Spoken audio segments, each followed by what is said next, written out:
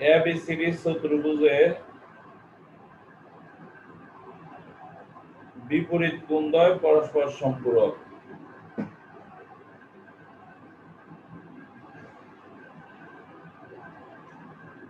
তো এবিসিডি চতুর্ভুজের বিপরীত কোণদ্বয় যেহেতু পরস্পর সম্পূরক, তাহলে এবিসিডি একটি বৃত্তস্থ চতুর্ভুজ। দেখো এখানে বলছে এবিসিডি চতুর্ভুজের বিপরীত কোণদ্বয় পরস্পর সম্পূরক। যেহেতু পরস্পর সম্পূরক, তাহলে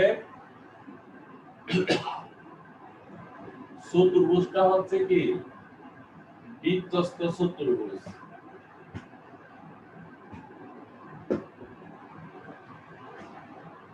এরপরে বলছে কি এসি রেখা যদি বিএডি এর সমদ্বিখণ্ডক হয়, এসি রেখা যদি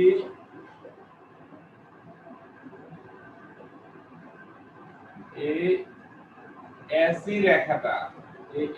রেখাটা কোণ বিএডি এর সমদ্বিখণ্ডক, তাহলে আমাদেরকে প্রমাণ করতে বলছে কি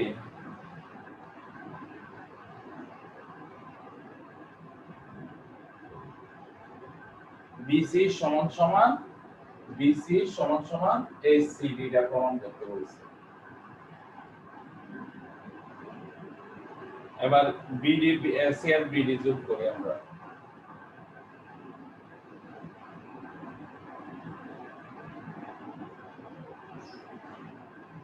হ্যাঁ, চিত্রটা আঁকো সবাই।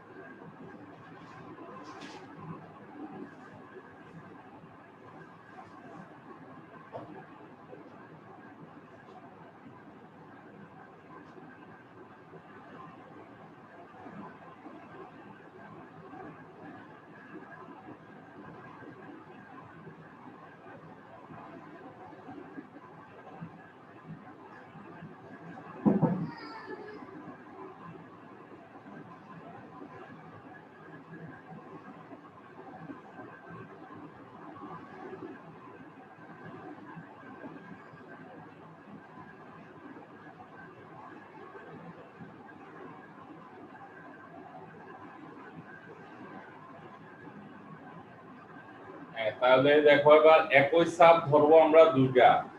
প্রথমে একটা চাপ ধরি বিসি চাপ, একই চাপ বিসি এর উপর দণ্ডায়মান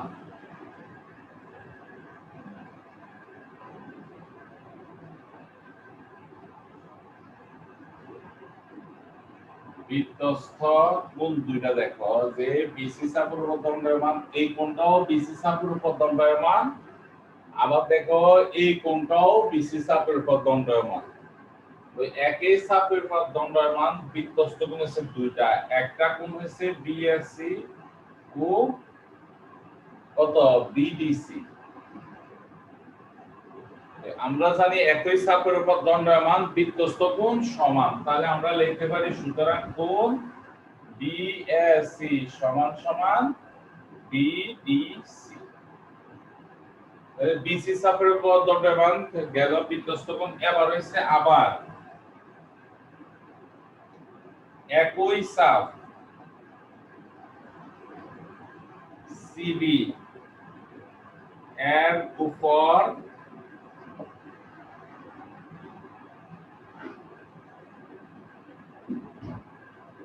দণ্ডায়মান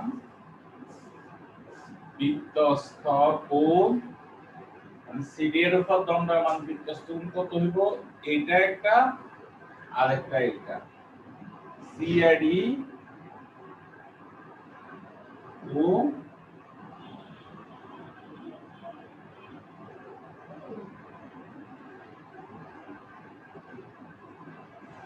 হ্যাঁ সিআরডি, আরেকটা হচ্ছে কোনটা? এই কোনটা সিবিডি। দুটোটা কোণ সমান, সিআরডি সমান সমান হচ্ছে সিবিডি।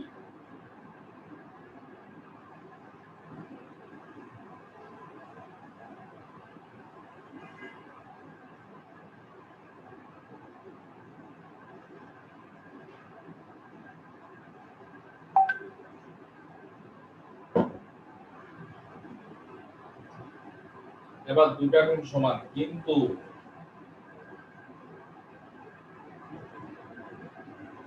কিন্তু দেওয়া তো আছে কোন কোনটা সমান? এই বিএসি সমান না, কিন্তু বিএসি সমান কত? সিআরই দেওয়া আছে।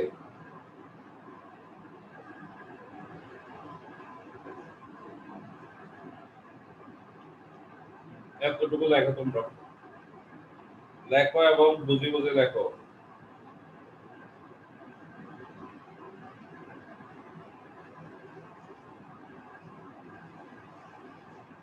বিএসসি কোণ, এই বিএসসি কই আছে? এখানে বিএসসি কোণ সমান সিআরডি কোণ সমান বলছে, তাহলে এই দুইটা কোণ যেহেতু সমান বলছে, তাহলে এই দুইটা কোণ সমান।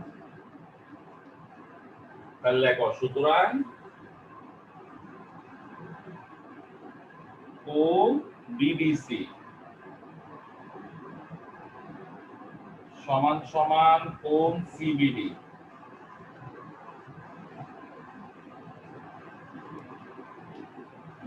এরপরে লিখবো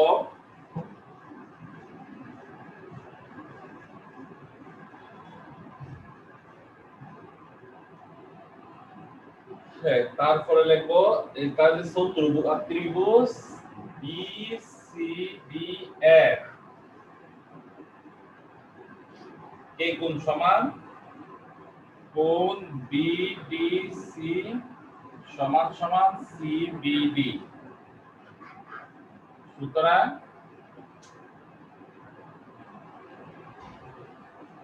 তাহলে এই ত্রিভুজের যদি এই দুইটা বাহু সমান হয়, তাহলে এই দুইটা কোণের বিপরীত বাহু কি হবে? সমান হবে। সুতরাং বিসি সমান সমান সিডি প্রমাণিত। একটা ত্রিভুজের দুইটা কোণ যদি সমান হয়, তাহলে সমান এই কোণের বিপরীত বাহুগুলোও কি হবে? সমান হবে।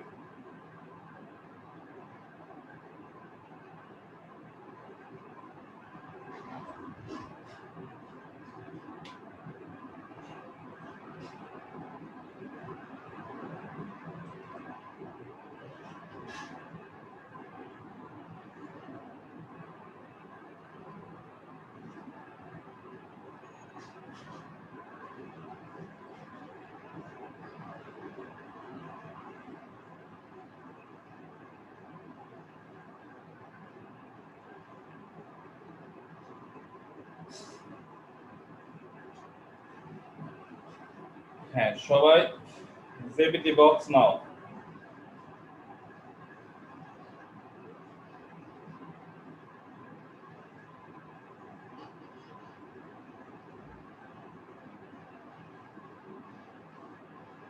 যতগুলো উপপাদ্য পড়াচ্ছি সবগুলো সুন্দর করে নোট করবা। নোট খাতাগুলো আমি আগামী ভাইবেটে দেখবো, মানে আগামী কালকে দেখবো যদি নোট আছে কিনা তোমাদের। সবাই জেপিটি বক্স নাও।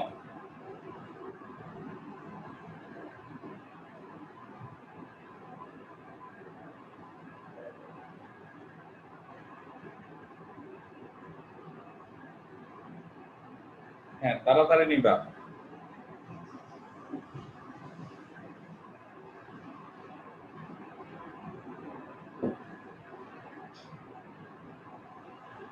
হ্যাঁ স্যার, সম্পাদ্য 8।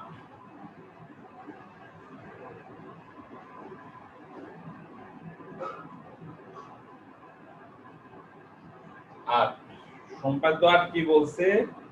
বৃত্তের বহিস্থ কোন বিন্দু থেকে বৃত্তের স্পর্শক আঁকতে হবে, মানে বৃত্তের দুটি স্পর্শক আঁকতে হবে। এখানে বলে আসতে হচ্ছে বৃত্তের বহিস্থ কোন বিন্দু থেকে ওই বৃত্তের দুটি স্পর্শক আঁকতে হবে। তাহলে আমরা কি করব? একটা বৃত্ত নিব। হ্যাঁ, সবাই বৃত্ত আঁকো। এটা হচ্ছে বৃত্তের কেন্দ্র, বহিস্থ বাহিরে যে কোন একটা বিন্দু কিনব। হ্যাঁ, দ্রুত কাজ করো। আমি কিন্তু এখন চেক করব ভিডিও বের করে। সবাই জেমিতি বক্স নাও।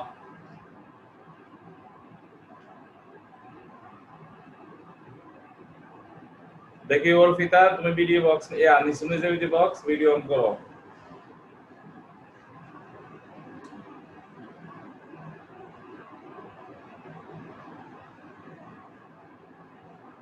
হ্যাঁ অর্পিতা, ভিডিও অন করো। সবাই জেমিতি বক্স নাও, এখন আমি ভিডিও অন করাবো।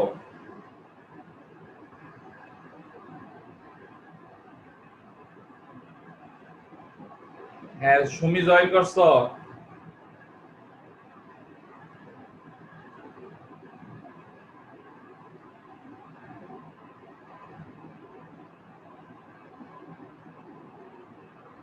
আজকে মনে হয় সবাই মনে হয় বেড়াইতে গেছে। তো কি জয়েন করছো? জি স্যার। কালকে পরীক্ষা দিছো? জি স্যার। কত পাইছো? 24। আচ্ছা, এরপরে তানবীর জয়েন করছো? তানবীর,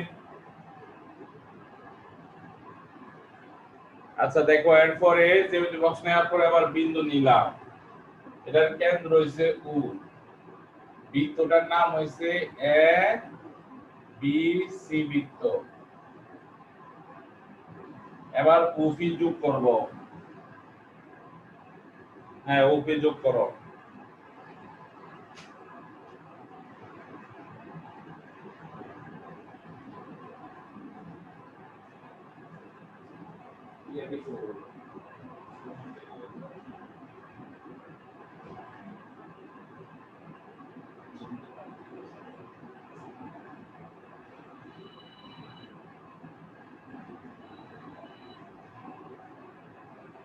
হ্যালো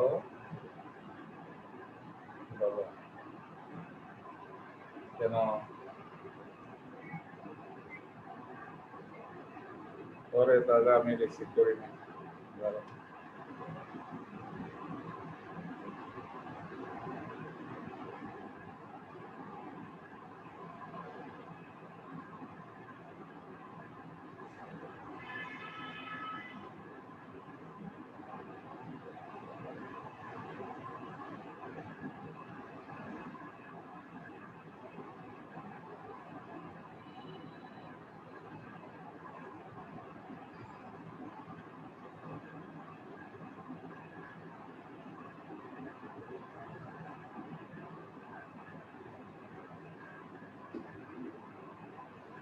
হ্যাঁ, এবার কি করবা?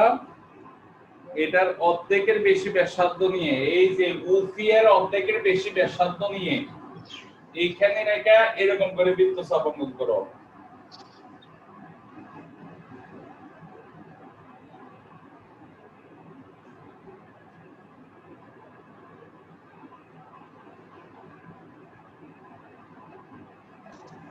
অর্ধেকের বেশি ব্যাসার্ধ নিয়ে এখানে রেখে এরকম বৃত্তচাপ, আবার নিচের দিকে বৃত্তচাপ, আবার একই মাপ নিয়ে ওইখানে রেখে, দেখো এখানে রেখে এই দিকে বৃত্তচাপ, আবার এই নিচের দিকে বৃত্তচাপ,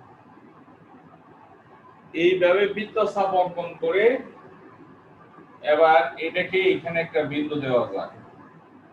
অথবা কি করতে পারো, লম্ব সমদ্বিখণ্ডক লম্ব করে টানও দিতে পারো, অথবা এখানে ইয়াও দিতে পারো। হাফসা স্পিকার অফ করো।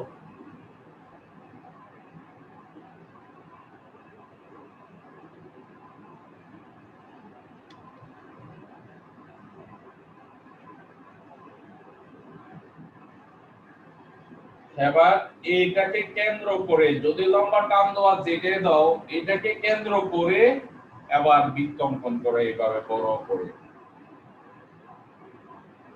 বৃত্তটা এই কেন্দ্র দিয়ে যাবে এইভাবে, পি দিয়ে যাবে এইভাবে করে বৃত্ত অঙ্কন করো।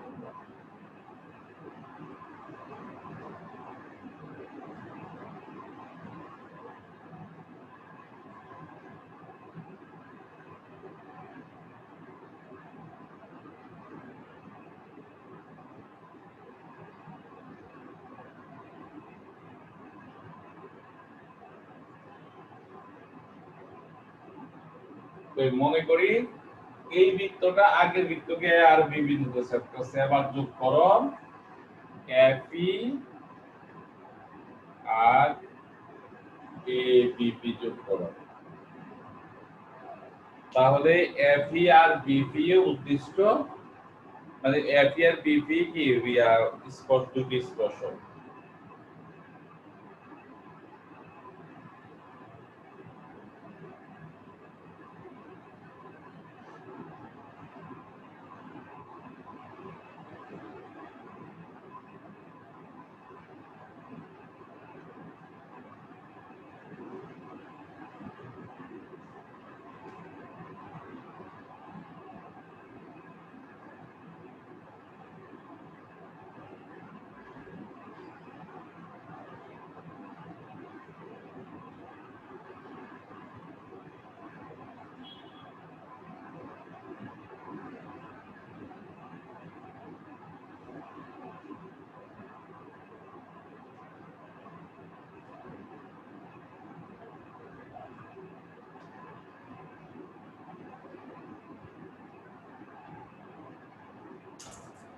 এরপরে পরেরটা দেখো, পরিবৃত্তটা কোন নির্দিষ্ট ত্রিভুজের পরিবৃত্ত আঁকতে হবে। পরিবৃত্ত কি? পরিবৃত্ত হচ্ছে কি এই শীর্ষবিন্দু দিয়ে অঙ্কিত বৃত্তই হচ্ছে কি পরিবৃত্ত। তো এখানে বলছে কি একটা ত্রিভুজের পরিবৃত্ত অঙ্কন করতে হবে। তো অঙ্কন করি আমরা পরিবৃত্ত।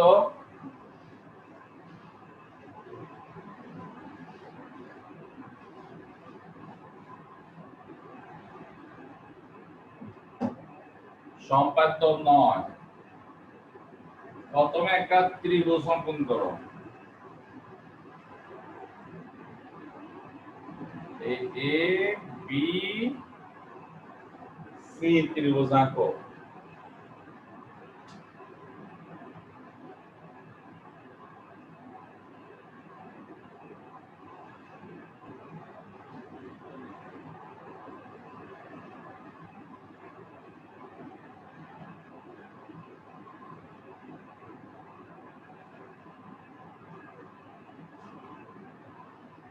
অঙ্কন করার পর সমদ্বিখণ্ডিত করব আমরা। এ বি বাহুকে সমদ্বিখণ্ডিত করব, তার অর্ধেকের বেশি ব্যাসার্ধ নিয়ে এইদিকে বৃত্তচাপ, এইভাবে বৃত্তচাপ, আবার একই মাপ নিয়ে এ বিন্দুতে রেখে এদিকে বৃত্তচাপ, আবার এ বিন্দুতে রেখে এদিকে বৃত্তচাপ। তারপরে কি করবা, এইভাবে রেখে এই দুটাকে যোগ করবা, এভাবে আঁকো।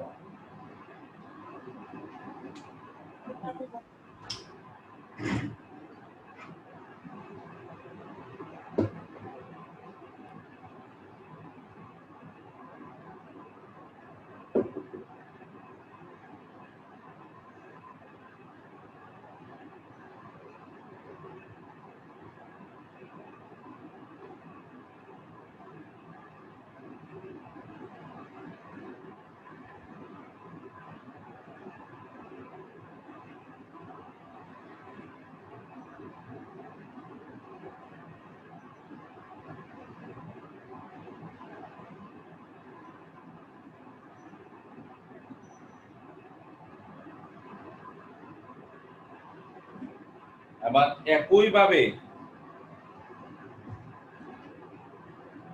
এসি বাহুকে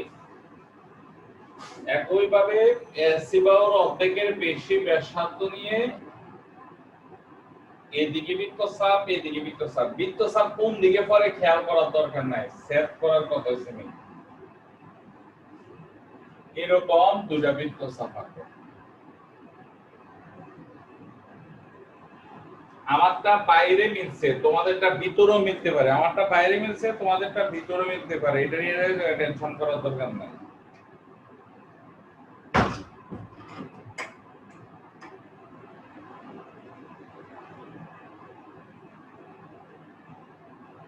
আর আবার একটু বলেন না। এখানে এসি বাহুর অর্ধেকের বেশি ব্যাসার্ধ নিয়ে আমরা কি করব, বৃত্ত মানে অর্ধেকের বেশি ব্যাসার্ধ এদিকে বৃত্তচাপ এদিকে বৃত্তচাপ, আবার সি বিন্দুতে রেখে উপর দিকে বৃত্তচাপ এই এদিকে বৃত্তচাপ।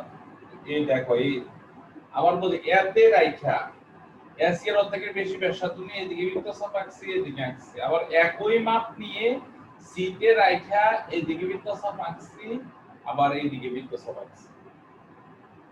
এই বৃত্তচাপ দুইটার যে মিলিয়ে এইভাবে একটা টান দিছি, এই টান দিছি যে এই দুইটা রেখা আমারটা বৃত্তের বাইরে মিলিত হয়েছে, তোমারটা বৃত্তের ভিতরে মিলিত হতে পারে, যে কোনো জায়গাতে মিলিত হইতে পারে তোমারটা।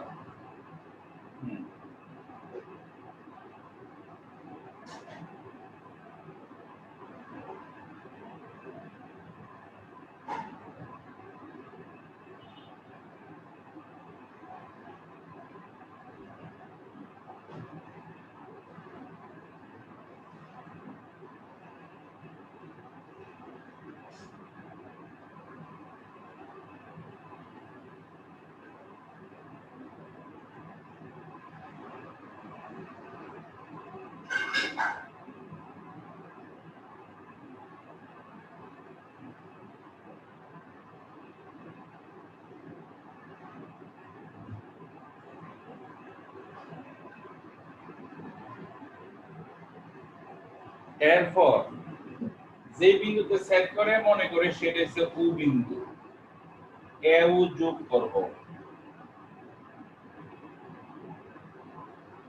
এ ও যোগ করে ওকে কেন্দ্র করে ও এ ব্যাসার্ধ বা উবি ব্যাসার্ধ বা উসি ব্যাসার্ধ যে কোনো ব্যাসার্ধ নিয়ে আমরা বৃত্ত আঁকব। দেখো এটাকে কেন্দ্র করে এই ব্যাসার্ধ নিয়ে এমনি বৃত্ত আঁকব,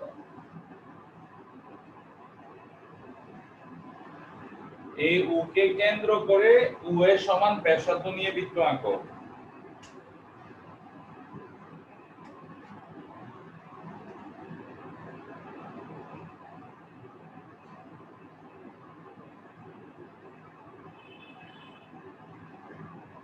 সাইজ সেন্টিমিটার বাহু বিশিষ্ট সমকোণী ত্রিভুজ এর পরিবৃত্ত অঙ্কন করো।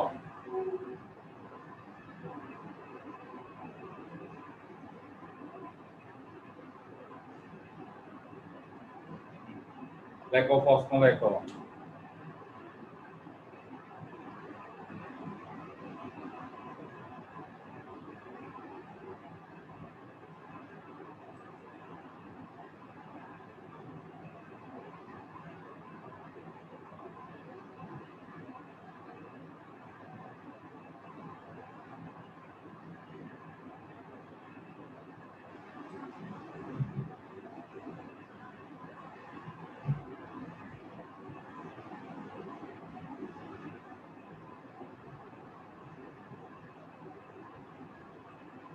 এবার কি করব, এটা অঙ্কন করতে গেলে আমাদেরকে যেটা করতে হয় সেটা প্রথম স্কেল দিয়ে মাইপা 3 সেন্টিমিটার নিতে হবে,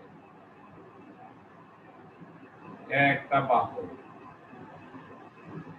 বি আর একটা বাহু 6 সেন্টিমিটার নিলাম,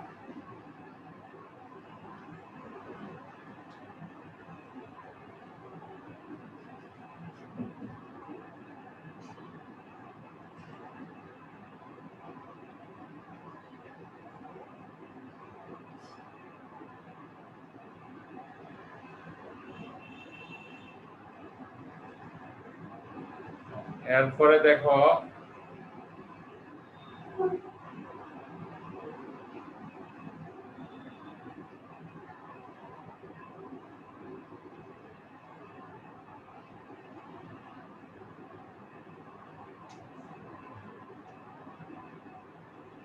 এবার একটা সমকোণী ত্রিভুজ অঙ্কন করো তোমরা।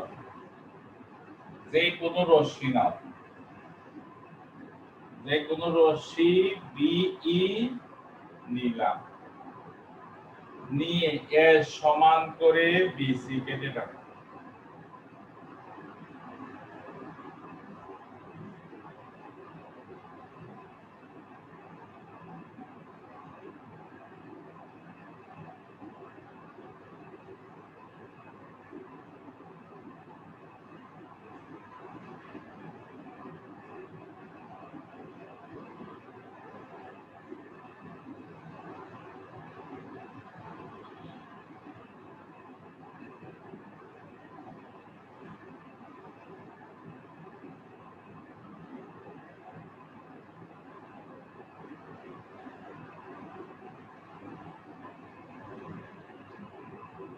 এরপরে এখানে 90 ডিগ্রি কোণ আঁকো।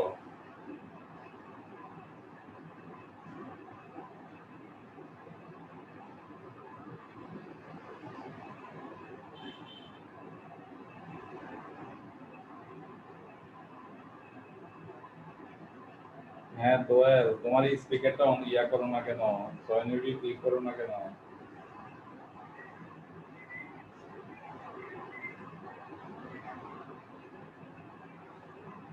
মিউট অন করতে দিতেছে। আমি তোমাকে বলি, তোমার যেখানে ভিডিওটা যেখানে আছে ওইখানে পাশে দেখো একটা ইয়া আছে নি, সিগন্যাল আছে নি, ওইটাতে ক্লিক করো। তুমি না আমার কথা তো শুনতে হইব, তুমি আমার কথা শুনো নাকি? আচ্ছা তাহলে সমস্যা নেই। আচ্ছা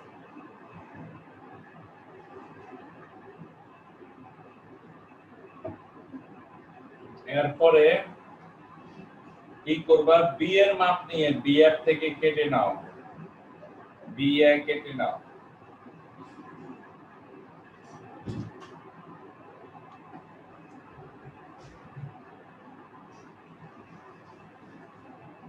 এবার এস যোগ করো।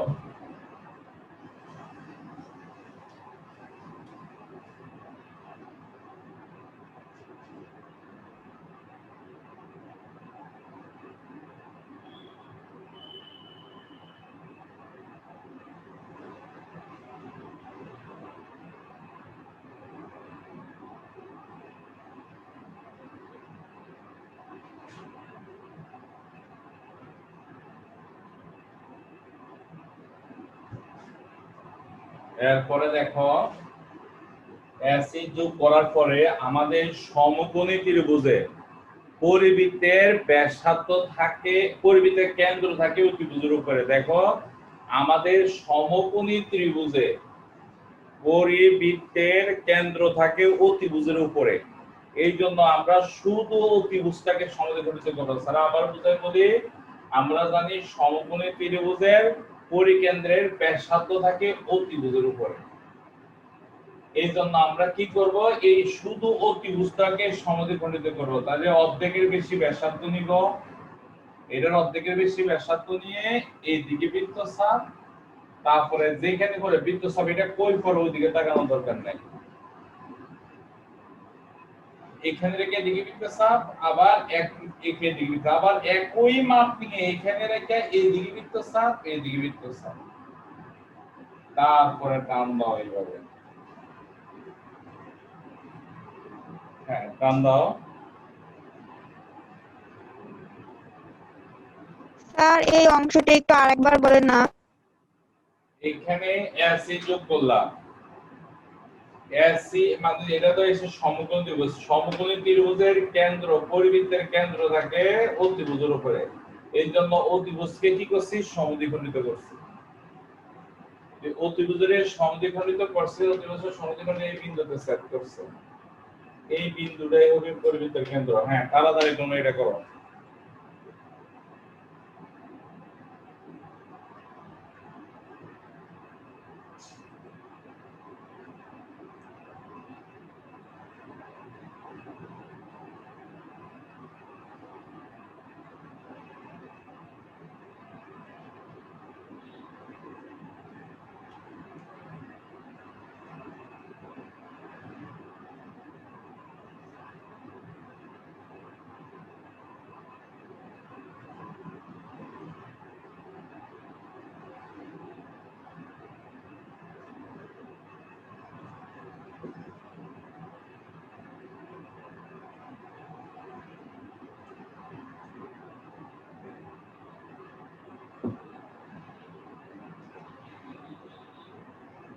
এটাকে কেন্দ্র করে আঁকো, বৃত্ত আঁকো।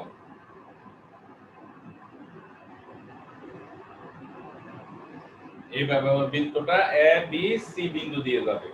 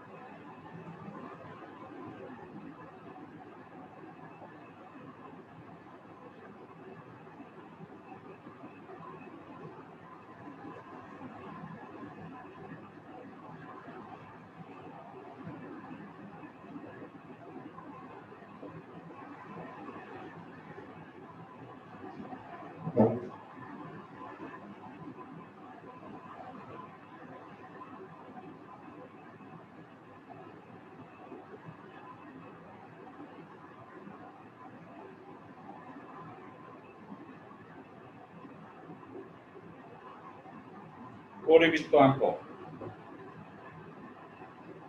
তো কি করব আমরা?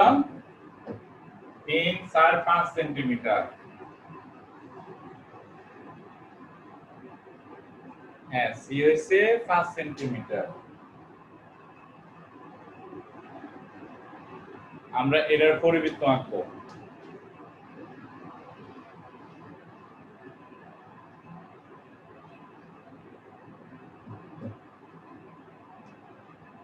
যে কোনো রশ্মি নিব,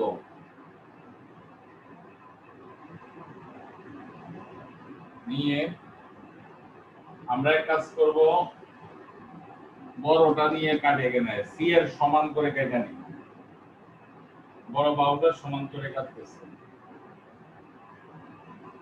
তারপরে এর সমান ব্যাসার্ধ নিয়ে উপরের দিকে, সি বি এর সমান ব্যাসার্ধ নিয়ে উপরের দিকে, এরকম যেটা বৃত্ত স্যার। দেখো এর সমান ব্যাসার্ধ নিয়ে উপরে বিতে রাখা, এর সমান ব্যাসার্ধ, তারপরে সিতে রাখা বি এর সমান ব্যাসার্ধ নিয়ে আঁকলাম। এরপরে আমরা এটা মনে করি এ বিন্দুতে সেট করছি। আবার এটা যোগ করব।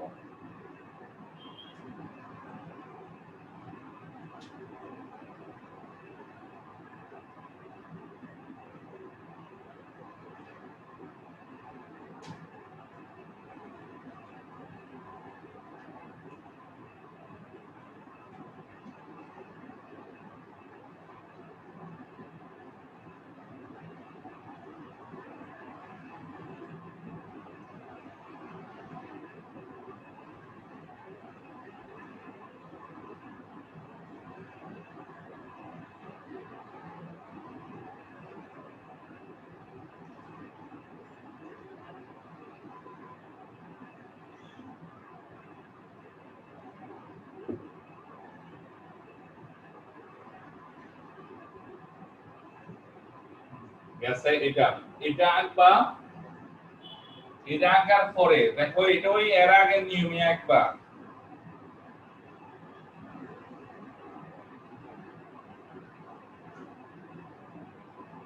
এর প্রথমটা নিয়মে আঁকবা, আঁকার পরে এখানে কেন্দ্র হবে। দেখো এটা একটা সমকোণী ত্রিভুজ, 3 4 5 থাকলে এটাকে সমকোণী ত্রিভুজ বলে।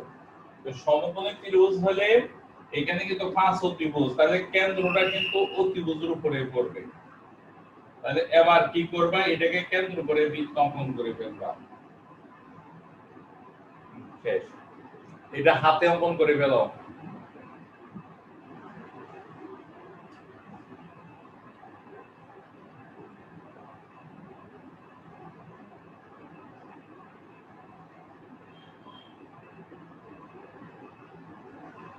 সাইড 5 6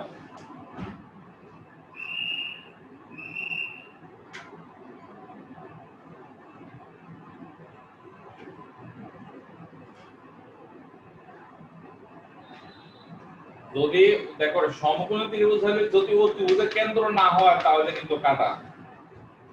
এই জন্য বারবার করে অঙ্কন করে এটা প্র্যাকটিস করতে হবে, নোটও করে রাখবেন কিন্তু।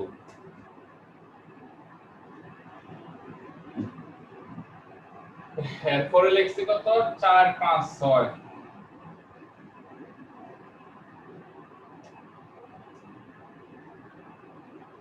নিয়ম একই, নিয়মটা হবে একই, তবে এটা হচ্ছে ইয়াকোণী ত্রিভুজ, সূক্ষ্মকোণী ত্রিভুজ। এই জন্য কেন্দ্রটা হবে বৃত্তের ভিতরে, এটা হবে সূক্ষ্মকোণী ত্রিভুজ, কেন্দ্র হবে বৃত্তের ভিতরে। হ্যাঁ, লিখে রাখো একই রকম দিয়ে, প্রশ্নটা লেখো তারপরে করে ফেলবা।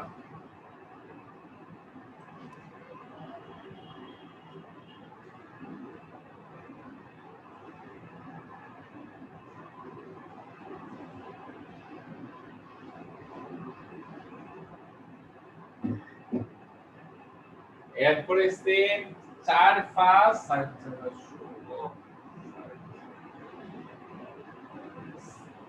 4 5 7, এটা হচ্ছে স্থূলকোণী ত্রিভুজ।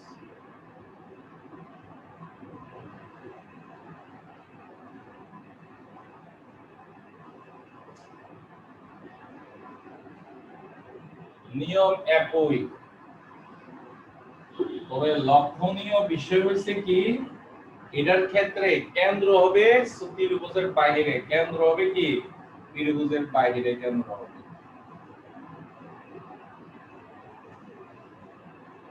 হ্যাঁ, ত্রিভুজের বাইরে কেন্দ্র।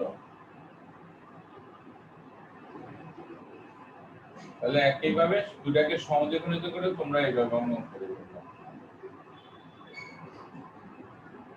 এই মোট 4টা, এই 4টা পদ্ধতি ভালোভাবে অঙ্কন করবা।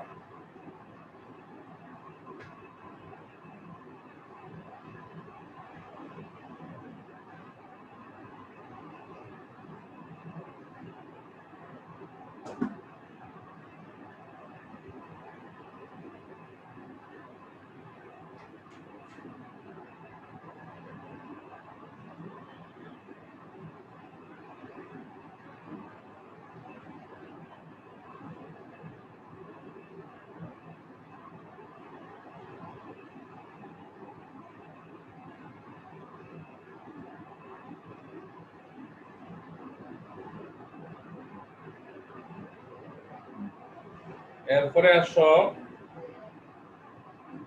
তোমাদেরকে পড়াইতে এখন বায়োলজি পড়া দিছিলাম। বায়োলজির পড়া কি ছিল?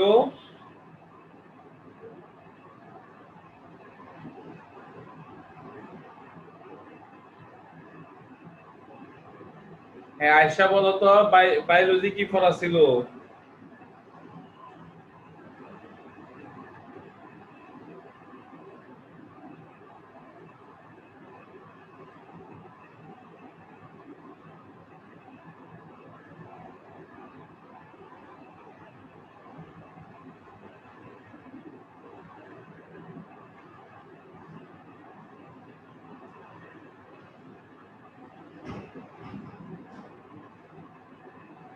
হ্যাঁ আয়েশা,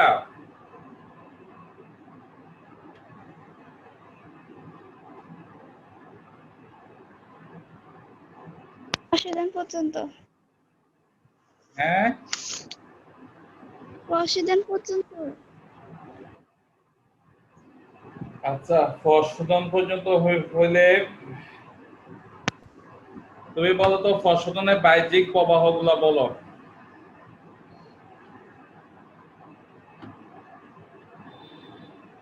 মানে বাহ্যিক প্রবাহগুলোর নাম বলো।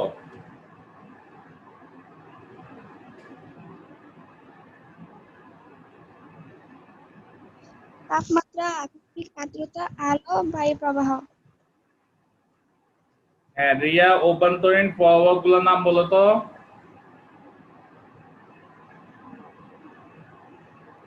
স্যার আমি তো অনেকদিন আগে পড়ছি। ওয়ান্স আপন এ টাইম পড়ছো? হ্যাঁ, তোমরা এগুলা পড়ার দরকার ছিল না। আচ্ছা, তোমরা এক কাজ করো, এই ফসদনটা আবারও ভালো করে পড়বা, কিন্তু আগামীকালকে জিজ্ঞেস করবো। তোমাদের ফিজিক্সে আসো, ফিজিক্সে তো স্যারে বলছে যে অঙ্কগুলার লিঙ্কটা আজকে আমি খুঁজে দিব, তো অঙ্কগুলা ওইখান থেকে ভিডিও দেখে করবানি, পরে কালকে অথবা পরে ক্লাসে সৃজনশীল আলোচনা করব। আর তোমরা তো সবাই নিউজ পাইছো মনে হয় যে স্বাক্ষর করার ব্যাপারে।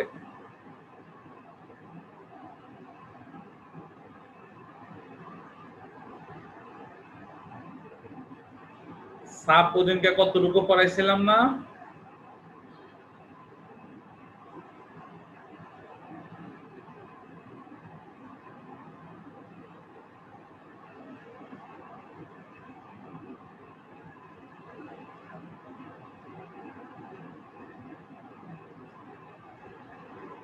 হ্যাঁ, ওদিনকে সাপের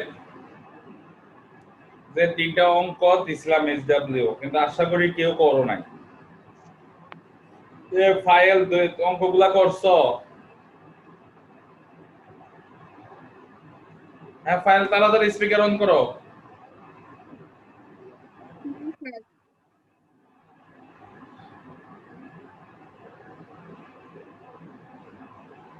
ফাইল অঙ্কগুলা করা হয়েছে? মাঝি অঙ্কগুলা করছো? না স্যার। কেন করো নাই?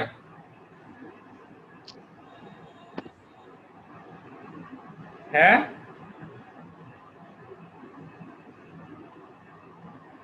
স্যার আমি জানতাম না। বুঝি না অঙ্ক ছিল যে। কেন ক্লাস করো নাই তুমি? স্যার করছি তো। ওই স্যার আমি শুনি নাই। ভালো আর শুনলো না। তাসমিনা করছো? জি স্যার করছি। বুঝছো নি অঙ্কগুলা?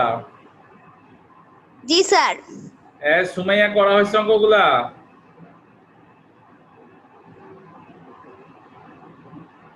সুমাইয়া স্পিকার অন করো।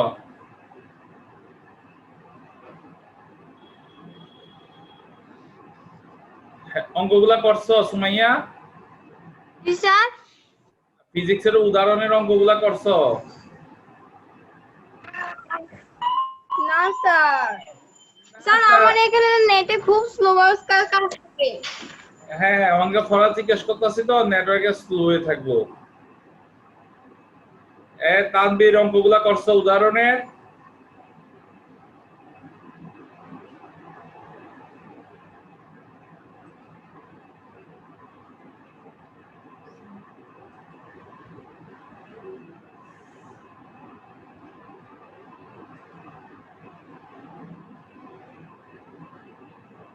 ফাইল করছো?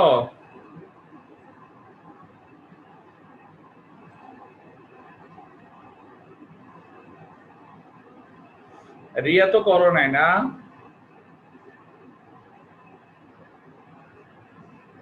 স্যার আমি করছি। যাক আলহামদুলিল্লাহ।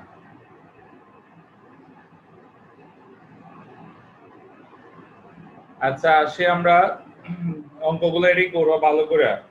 কেমিস্ট্রি কালকে খুব বাজে নাম্বার পাইছো তোমরা কিন্তু। আর মাহির খবর আছে।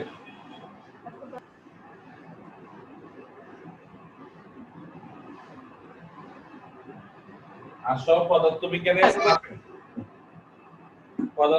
সাফের ব্যাপারটা দেখো একটু।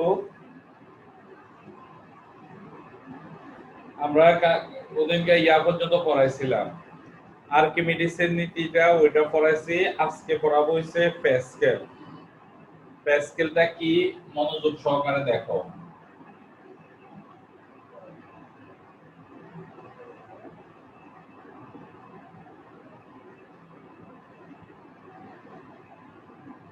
দেখো তোমাদের কাছে আছে না আমাদের যতগুলা লিংক আছে আমার, মানে গতকালকে ছিল রসায়ন বিজ্ঞান তো, আর ওই কুইজ প্রতিযোগিতা যারা দিছো আবারও দিবা। বারবার দিয়ে এটা দেখো একটু যে ইয়াটা আমরা সচল রাখবা, না হলে পরে সাবমিট করতে পারবে না। আর আমি গতকালকে এটা আমি সময়টি বাড়াই দিছি, এই জন্য তোমরা অনেকে কি করছে যে মেইন টাইমের পরেও আবার যে পরীক্ষা দিছে, একবার সাবমিট করছে আগে আরেকবার সাবমিট করছে পরে। এই জন্য তোমাদের ওই সুযোগটা কিন্তু তখন থাকবে না। এই কারণে তোমরা কি করো বা আজকে বারবার এটা প্র্যাকটিস করবা যে সাবমিটের ব্যাপারটা। আচ্ছা, পদার্থবিজ্ঞানের প্যাসকেল পড়াইতেছি।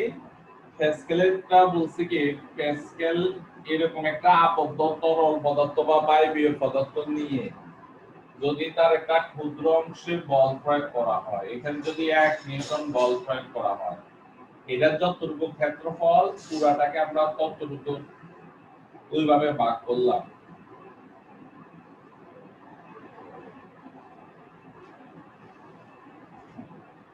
ভাগ হয়েছে কয়টা? 1 2 3 4 5 6 7 8 9 10 11 12 13 14 15 16 17। তাই যাক 17টা ভাগে ভাগ হয়েছে। তাই প্যাসকেলের সূত্রতে আসে কোন আবদ্ধ তরল বা বায়বীয় পদার্থের কোন ক্ষুদ্রতম অংশে যদি বল প্রয়োগ করা হয়, সেই বল কিছুমাত্র না কমে তরল বা বায়বীয় পদার্থের সব দিকে সমানভাবে সঞ্চালিত হয় এবং পাত্রের সংলগ্ন গায়ে লম্বভাবে ক্রিয়া করে। সব মানে লম্বভাবে তার মধ্যে ক্রিয়া করবে বাহিরের দিকে। এইখানে 1 নিউটন বল প্রয়োগ করা হলে এইখানেও 1 নিউটন বল বাইরের দিকে পাইবা, এইখানে 1 নিউটন পাইবা, এইখানেও 1 নিউটন পাইবা। তাহলে মোট তুমি 17 নিউটন বল পাইবা। 17টা ভাগে ভাগ করছে, তাই জন্য 17টা নিউটন পাইবা। হ্যাঁ, আপা আসসালামু আলাইকুম। না, সাবমিট লেখাটা ফাইনাল ওরা আগে দিছিল নি পরীক্ষা।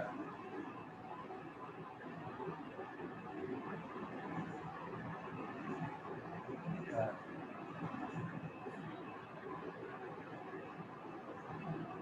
হ্যাঁ। ভাই বোন নতুন করে ইমেল আইডি দিতে বলে তখন পাবে। হ্যাঁ,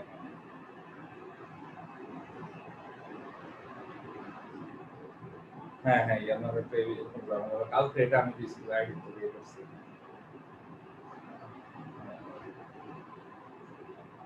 হ্যাঁ, ওটা ওরা পারছে ইমেল আইডি দিয়ে দিয়েছে সবাইকে। না বলে আমি গ্রুপে লিখে দেব, যারা সাবমিট লেখা ওরে না তারা ইমেল আইডি দিবে নতুন করে তখন দেওয়া হবে, সমস্যা নেই।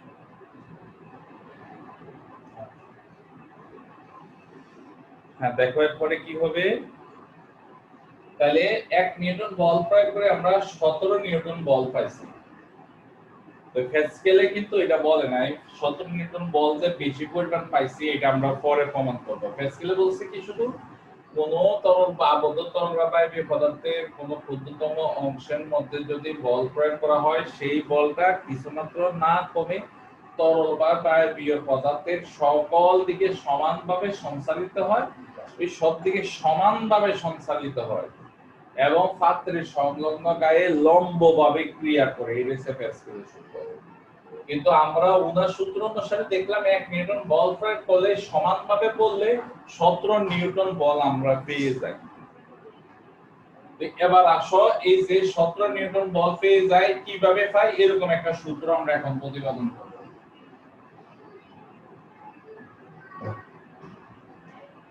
প্রথম আমরা দুইটা সিলিন্ডার নিব। তোমরা আগে একবার বুঝেছি, আজকে আবার বুঝাইতেছি। এটা একটা সিলিন্ডার, তার ক্ষেত্রফল L1। তারপরে এটার উপরে আমরা বল প্রয়োগ করলাম কত? F1 বল নিচের দিকে প্রয়োগ করলাম। তাহলে বল প্রয়োগ করাতে এখানে একটা চাপ হবে, চাপটা হবে P সমান সমান F1/L1। এটা তরল পদার্থ দ্বারা পূর্ণ হওয়ার কারণে এই চাপটা এটার মধ্যে দিয়ে সঞ্চালিত হবে। যদি আমরা এখানে একটা পিস্টন রাখি, তাহলে এই চাপটা গিয়ে এই পিস্টনটাকে উপরের দিকে প্রয়োগ করবে। এই চাপটাই চাপ এটাই হবে, এটা উপরের দিকে গিয়ে একটা বল প্রয়োগ করবে, চাপ প্রয়োগ করবে। এই চাপটা, এই চাপের কারণে একটা বল সৃষ্টি হবে, সেই বলটা হবে F2। আর এটার ক্ষেত্রফল হচ্ছে কত? F। তাহলে আমরা একটা জিনিস জানি, যেহেতু চাপ P সমান F/A, তাহলে বল সমান সমান হচ্ছে PA। তাহলে এখানকার এই তিনজনের মধ্যে সম্পর্ক কি হবে? F2 P F2। তাহলে এইটা হচ্ছে ঊর্ধ্বমুখী বল, এই বলটা হচ্ছে কি ঊর্ধ্বমুখী বল। এবার পি এর মানটা বসাই। পি এর মানটা হচ্ছে কত, F1 L1 ইনটু হবে কত F2। এটা হচ্ছে একটা সূত্র, মানে ওই বল প্রয়োগ করলে ক্ষুদ্র পিস্টনে বল প্রয়োগ করলে বড় পিস্টনে যে বল পাওয়া যায় তার সূত্র হচ্ছে এটা। এটা হচ্ছে বড় পিস্টনে প্রাপ্ত বল। তখন এই সূত্রটাকে কিন্তু আবার এরকম সাজানো যায়, F2 বাই F1 সমান সমান A2 বাই A1। মানে বলগুলাকে একদিকে, ক্ষেত্রফলগুলোকে একদিকে নিয়ে এটাকে সাজানো যায়। এরপরে দেখো এটা বল বৃদ্ধিকরণ নিতে কিভাবে, মনে করো তুমি এখানে 1 নিউটন বল প্রয়োগ করছো, এটার ক্ষেত্রফল হচ্ছে 1 মিটার স্কয়ার, এই A2 ক্ষেত্রফল হচ্ছে 1000 মিটার স্কয়ার। তাহলে আমরা এবার মান বসাই, 1000 মিটার স্কয়ার যদি হয়, এবার এইখানে মানটা বসাই।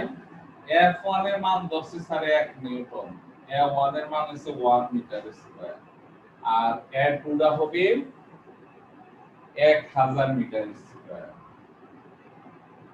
কাটাকাটি করলে দেখো কত আসে, 1000 নিউটন হবে। তাহলে একটা জিনিস দেখো, ছোট বড় পিস্টনটা ছোট পিস্টনের থেকে যত গুণ বড় হবে তুমি বল তত গুণ বেশি পাবে। বড় পিস্টনের ক্ষেত্রফল ছোট পিস্টনের ক্ষেত্রফলের তুলনায় যত গুণ বেশি হবে তুমি বইয়াটা বল তত গুণ বেশি পাইবা। দেখো মাত্র 1 নিউটন বল প্রয়োগ করছো, এটা 1000 মিটার স্কয়ার হওয়ার কারণে তুমি বল পাইয়া গেছো 1000 নিউটন। তার মানে তুমি ইচ্ছা করলে একটা হাতিকে উপর দিকে তুলতে পারো, এখানে হাতিটাকে বসাই দিবা, তুমি এখানে বল প্রয়োগ করবা, সহজে তুমি হাতিটাকে উপরে তুলতে পারবা। আমরা এরকম দেখি যখন গাড়ি নষ্ট হয়ে যায়, দেখবো যে গাড়ির নিচে বড় একটা ট্রাকের নিচে ছোট একটা যন্ত্র, এতটুকু একটা যন্ত্র দিয়ে কি করা যায়, এটাকে উপরের দিকে তুলে ফেলা যায় ছোট একটা যন্ত্র দিয়ে। কারণ এটা হচ্ছে কি এই প্যাসকেলের সূত্রে, বল বৃদ্ধিকরণ সূত্রের আলোকে। এইটা হচ্ছে, এটা পরীক্ষাতে আসে না কিন্তু আমরা এটা বুঝে নিলাম আর এটা প্রশ্নটা এটা করলাম। কিন্তু আরেকটা অংশ আছে এটারে, তবে ওইটা আসবে। তো দেখো ওইটা কি, আমরা এটাতে যখন বল প্রয়োগ করছি, মনে করো পিস্টনটা আগে ছিল এখানে, এটা নেমে চলে এসে এই জায়গায়, মনে করি সরণ রয়েছে L1। দেখো এটা আগে ছিল, মনে করো ওইখানে বল প্রয়োগ করাতে নেমে এখানে আছে। তো ঠিক এটাও তো একই কাহিনী, এটা মনে করো আগে ছিল এখান পর্যন্ত, এইখান পর্যন্ত। এখন এটারও যখন উপরের দিকে ঠেলা দিছে, তাহলে এটা উপরের দিকে উঠে গেছে। তাহলে এটা যে উপরের দিকে উঠছে সেটাকে আমরা L2 দ্বারা প্রকাশ করলাম। দেখো বল প্রয়োগ করাতে এটা নিচে নামছে, কতটুকু নিচে, মনে করে L1। বল প্রয়োগ করাতে এটা উপরের দিকে হচ্ছে কতটুকু, L2। এখন এইখানে যে ফানিগুলা ছিল, এইখানে যে ফানি ছিল, এই ফানির আয়তন কি হবে? এই ফানির আয়তন হবে ক্ষেত্রফল গুণ উচ্চতা, আয়তন হবে ক্ষেত্রফল গুণ এই উচ্চতা, এই L1 L1। এই যে ফানিটি এখান থেকে সরে গেছে বা তরল পদার্থ থেকে সরে গেছে, তার আয়তন হচ্ছে এটা। এখন এগুলা সরে কোথায় গেছে, এগুলা সরে এই দিক দিয়ে গিয়ে এইখানে আছে, এই জায়গাটা দখল করছে। তাহলে এইখানকার পানি, যে পানিগুলা সরে গেছে ওইখানে গিয়ে দখল করছে, তাহলে এই জায়গার পানির আয়তন এই জায়গার পানির আয়তন কি হবে, সমান হবে। আবার বুঝাই বলি, এই জায়গার পানি সরে গেছে, তো এই সরে যাওয়া পানিটা কই গেছে, এইখানে যে জায়গা দখল করছে, তাহলে তার আয়তন আর তার আয়তন কি হবে, সমান হবে। এরপরে দেখো, তাহলে ওইখানকার তার আয়তন কত হবে, ওইখানকার ক্ষেত্রফল হচ্ছে A2 আর উচ্চতা হইছে L2 তাহলে এই দুইটা সমান L1 L1 L2 L2 সমান দেখো এই দ্বারা বুঝো কিনা না বুঝো বলো যে আবার বলে দিব হ্যালো আসসালামু আলাইকুম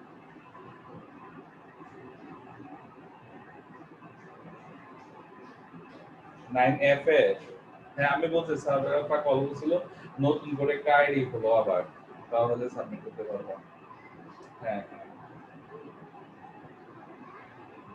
বুঝছো তারপরে হয় না ম্যাডাম একটা ভিডিও দিছিল ম্যাডাম একটা গ্রুপে ভিডিও দিছিল ওই ভিডিওটা দেখে মোবাইলে সেটিং করো হ্যাঁ হ্যাঁ যে কেমনে কেমনে সেটিং করতে হবে ওইটা ওটা দেখে এটা সাবমিট আসবে আর একটু নেটওয়ার্ক কোন জায়গা থাকে ঘরে বাসায় সেটা একটু বলবো ঠিক টাকা আপনি সাবমিট করা যায় না আচ্ছা তুমি ওটা দেখে মোবাইল সেটিং করো হ্যাঁ এরপরে কি হবে L1 L1 এটা আসলো এটি কি অপসারিত পানির আয়তন এখানে এটা কি ওইখানে যে জায়গা দখল করছে তার আয়তন দুটো আয়তন সমান এখন আমরা কি করতে পারি এখান থেকে L2 এর মানটা বের করতে পারি এই L2 সমান কি হবে L2 এর যে A2 এর নিচে চলে যাবে A1 টা উপরে L1 আরেকটা জিনিস এরপরে আসো কি তো এরপরে এটা তো একটা আর একটু আগে আমরা পাইছি কি F2 সমান সমান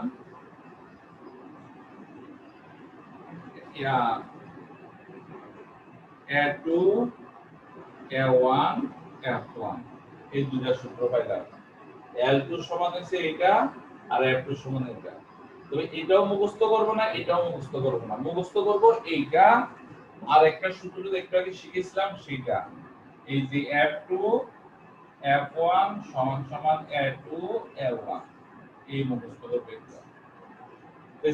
এটা গেছে এবার আসো বড় পিস্টনে মানে ছোট পিস্টনে যে কাজ কতটুকু হইছে কিন্তু কাজ হইছে বল গুণ সরণ কিন্তু কাজের সূত্র হইছে কি বল গুণ সরণ এখানে বল F হচ্ছে কি F1 আর সরণ হইছে L1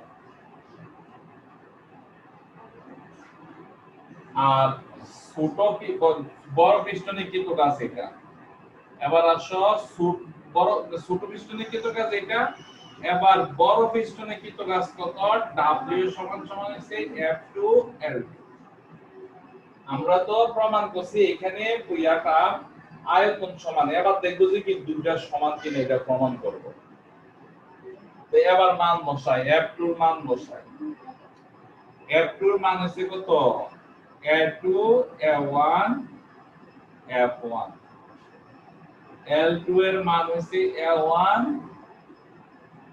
A2